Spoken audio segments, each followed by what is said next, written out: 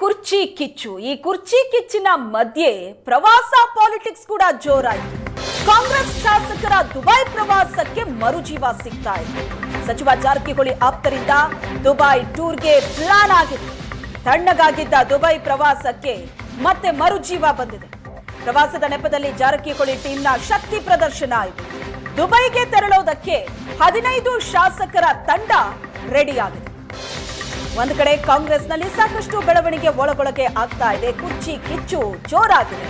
ಇದೆಲ್ಲದರ ನಡುವೆ ಪ್ರವಾಸ ಪಾಲಿಟಿಕ್ಸ್ ಕೂಡ ಈಗ ಶುರುವಾಗಿದೆ. ಒಂದಾದ ಮೇಲೊಂದು ಪಾಲಿಟಿಕ್ಸ್ ಕಾಂಗ್ರೆಸ್ನಲ್ಲಿ. ಕೆಪಿಸಿಸಿ ಅಧ್ಯಕ್ಷ ಸ್ಥಾನದ ಬದಲಾವಣೆ, ಸಿಎಂ ಕುರ್ಚಿ, ಅದರ ನಡುವೆ ಡಿನ್ನರ್ ಪಾಲಿಟಿಕ್ಸ್, ಮೀಟಿಂಗ್ ಪಾಲಿಟಿಕ್ಸ್, ಈಗ ಪ್ರವಾಸ ಪಾಲಿಟಿಕ್ಸ್ ನ ಸರದಿ.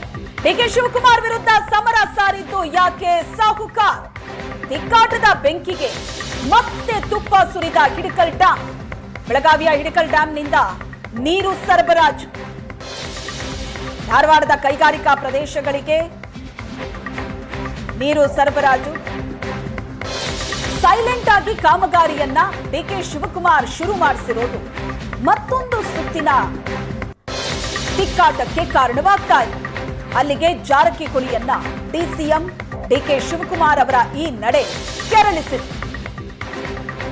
ಈ ಬಗ್ಗೆ ಹೆಚ್ಚಿನ ಡೀಟೇಲ್ಸ್ ಅನ್ನ ಕೊಡ್ತಾರೆ ನಮ್ಮ ಪ್ರತಿನಿಧಿ ಮಾರುತೇಶ್ ಸಂಪರ್ಕದಲ್ಲಿದ್ದಾರೆ. ಮಾರುತೇಶ್, ಒಂದ್ ಕಡೆ ಪ್ರವಾಸ ಪಾಲಿಟಿಕ್ಸ್, ಈ ದುಬೈಗೆ ಹೋಗೋ ವಿಚಾರ ಬಹಳ ದಿನಗಳಿಂದ ಚರ್ಚೆ ಆಗ್ತಾ ಇತ್ತು. ಒಂದ್ ಸ್ವಲ್ಪ ಸೈಲೆಂಟ್ ಆಯ್ತು ಅನ್ನೋವಾಗ್ಲೇ ಈಗ ಮತ್ತೆ ಇದು ಮರುಜೀವ ಪಡ್ಕೊಂಡಿದೆ. ಇನ್ನೊಂದು ಡಿಕೆಶಿ ವಿರುದ್ಧ ಮತ್ತೆ ಸಮರ ಸಾರಿರೋದು ಸಾಹುಕಾರಿ. ಇದಕ್ಕೆ ಕಾರಣವಾಗಿರೋದು ಹಿಡಕಲ್ ಡ್ಯಾಂ ವಿಚಾರದಲ್ಲಿ ಡಿಕೆ ಶಿವಕುಮಾರ್ ಇಟ್ಟಂತ ಹೆಜ್ಜೆ. ಯಾವ ರೀತಿ ಇದು ಜಟಾಪಟಿ ಕಾರಣ ಆಗ್ತದೆ? ಶ್ವೇತಾ, ಬೆಳಗಾವಿ ಪಾಲಿಟಿಕ್ಸ್ ನಲ್ಲಿ ಡಿಕೆ ಶಿವಕುಮಾರ್ ಎಂಟ್ರಿ ಆಗಿದ್ದಾರೆ ಅನ್ನುವಂಥದ್ದೇ ಸತೀಶ್ ಜಾರಕಿಹೊಳಿ ಅವರ ಮುನಿಸಿಗೆ ಕಾರಣ ಆಗಿತ್ತು. ಹಿಂದಿನಿಂದಲೂ ಕೂಡ ಅದು ನಡೀತಾ ಇದೆ. ಸರ್ಕಾರದ ಆರಂಭದಲ್ಲೂ ಕೂಡ ದಸರಾಗೆ ಡಿಕೆ ಶಿವಕುಮಾರ್ ಅವ್ರ ವಿರುದ್ಧ ಸೆಟ್ಟು ಹೊಡೆದು ಒಂದು ಬಸ್ ನಲ್ಲಿ ಶಾಸಕರನ್ನ ಕರೆದು ಒಯ್ಯಬೇಕು ಅನ್ನುವಂತ ಸಂದರ್ಭದಲ್ಲೇ ಹೈಕಮಾಂಡ್ ಮಧ್ಯಪ್ರವೇಶ ಮಾಡಿ ದಸರಾ ಪ್ರವಾಸವನ್ನ ರದ್ದುಗೊಳಿಸಿತ್ತು. ಈಗ ಅದರ ಮುಂದುವರಿದ ಭಾಗ ಒಂದಷ್ಟು ಸುಮಾರು 15 ಶಾಸಕರ ತಂಡ ದುಬೈ ಪ್ರವಾಸ ಮಾಡಬೇಕು ಅನ್ನುವಂತ ಪ್ಲಾನ್ ನ ಮಾಡ್ಕೊಂಡಿದ್ರು. ಶಾಸಕ ಆಸಿಫ್ ಸೇಠ್ ಬಹಿರಂಗವಾಗಿ ಅದನ್ನ ಹೇಳಿದ್ರಿಂದ ಬಹುಶಃ ಅಲ್ಲಿಗೆ ಒಂದು ಬ್ರೇಕ್ ಕೂಡ ಬಿದ್ದಿತ್ತು. ಹೈಕಮಾಂಡ್ ನಾಯಕರ ಎಂಟ್ರಿ, ರಾಜ್ಯ ಉಸ್ತುವಾರಿ ಅವರ ಎಂಟ್ರಿಯಿಂದಾಗಿ ಅದು ಸ್ವಲ್ಪ ತಣ್ಣಗಾಗಿತ್ತು. ಇದರ ನಡುವೆ ಈಗ ಡಿಕೆ ಶಿವಕುಮಾರ್ ಮತ್ತು ಸತೀಶ್ ಜಾರಕಿಹೊಳಿ ಅವರ ನಡುವೆ ಹಿಡಕಲ್ ಡ್ಯಾಮ್ ನ ಪೈಪ್ ಲೈನ್ ಕಾಮಗಾರಿ, ಅಂದ್ರೆ ಹಿಡಕಲ್ ಡ್ಯಾಮ್ ನಿಂದ ಧಾರವಾಡದ ಕೈಗಾರಿಕಾ ಪ್ರದೇಶಕ್ಕೆ ಸುಮಾರು 300 ಕೋಟಿ ಮೊತ್ತದ ಪೈಪ್ ಲೈನ್ ಮೂಲಕ ನೀರು ಸರಬರಾಜು ಮಾಡುವಂತ ಕಾಮಗಾರಿ ಈಗಾಗಲೇ ಸಾಕಷ್ಟು ಕಡೆ ಚಾಲನೆ ಸಿಕ್ಕಿದೆ. ಒಂದು ವಿಚಾರ ಅಂದ್ರೆ ಇದು ಬೆಳಗಾವಿಯ ಉಸ್ತುವಾರಿ ಸಚಿವ ಆಗಿರುವಂತಹ ಸತೀಶ್ ಜಾರಕಿಹೊಳಿ ಅವರ ಗಮನಕ್ಕೂ ಇಲ್ಲ. ಜೊತೆಗೆ ಈಗ ಈ ಕಾಮಗಾರಿಗೆ ಎಲ್ಲೂ ಕೂಡ ಶಂಕುಸ್ಥಾಪನೆ ಮಾಡದೆ ಬಹಳ ಯಾರಿಗೂ ಗೊತ್ತಾಗದೇ ಇರೋ ರೀತಿಯಾಗಿ ಮಾಡುವಂತ ಪ್ರಯತ್ನಕ್ಕೆ ಮುಂದಾಗಿದ್ರು. ಇದು ಸತೀಶ್ ಜಾರಕಿಹೊಳಿ ಅವರ ಕೋಪಕ್ಕೂ ಕೂಡ ಕಾರಣ ಆಗಿತ್ತು. ಜೊತೆಗೆ ಬೆಳಗಾವಿಯ ಶಾಸಕರು, ಜನಪ್ರತಿನಿಧಿಗಳು ಕೂಡ ಈ ಕಾಮಗಾರಿಯ ವಿರುದ್ಧ ಇದ್ದಾರೆ. ಒಂದಷ್ಟು ಸಂಘಟನೆಗಳು ಪ್ರತಿಭಟನೆಗಳನ್ನು ಕೂಡ ನಡೆಸಿದಾವೆ. ಅಂದ್ರೆ ಬೆಳಗಾವಿಯ ಜನಪ್ರತಿನಿಧಿಗಳ ಬೆಳಗಾವಿಯ ಉಸ್ತುವಾರಿ ಸಚಿವರೂ ಆಗಿರುವಂತಹ ಸತೀಶ್ ಜಾರಕಿಹೊಳಿ ಅವರ ಯಾರ ವಿಶ್ವಾಸವನ್ನ ಪಡೆದೇ ಈ ಕಾಮಗಾರಿ ಮಾಡೋದಕ್ಕೆ ಡಿಕೆ ಶಿವಕುಮಾರ್ ಮುಂದಾಗಿರೋದು ಸತೀಶ್ ಜಾರಕಿಹೊಳಿ ಅವರಿಗೆ ಸೆಡ್ಡು ಹೊಡಿಲಿಕ್ಕೆ ಅನ್ನುವಂಥದ್ದು ಈಗ ಚರ್ಚೆ ಆಗ್ತಾ ಇರುವಂತಹ ವಿಚಾರ.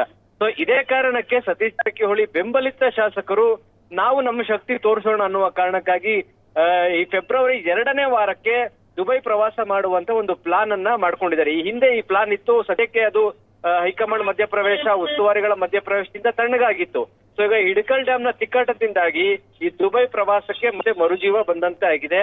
ಬಹುತೇಕ ಎಲ್ಲವೂ ಸರಿ ಹೋದ್ರೆ ಫೆಬ್ರವರಿ 2ನೇ ವಾರದಲ್ಲಿ ಒಂದು ಶಾಸಕರ ತಂಡ ದುಬೈ ಪ್ರವಾಸಕ್ಕೆ ತೆರಳುತ್ತೆ.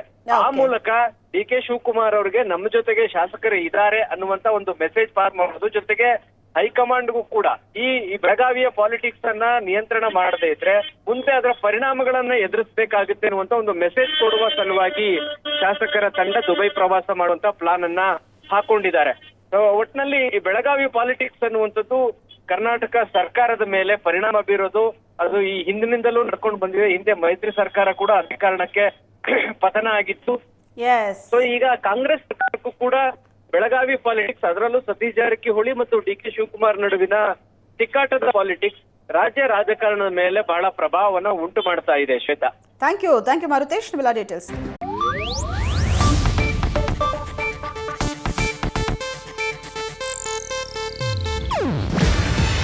ಇದು ಏಷ್ಯಾನೆಟ್ ನ್ಯೂಸ್ ನೆಟ್ವರ್ಕ್ ಪ್ರಸ್ತುತಿ. ನೀವು ನೋಡ್ತಿದ್ದೀರಾ ಏಷ್ಯಾ ನೆಟ್ ಸುವರ್ಣ ನ್ಯೂಸ್.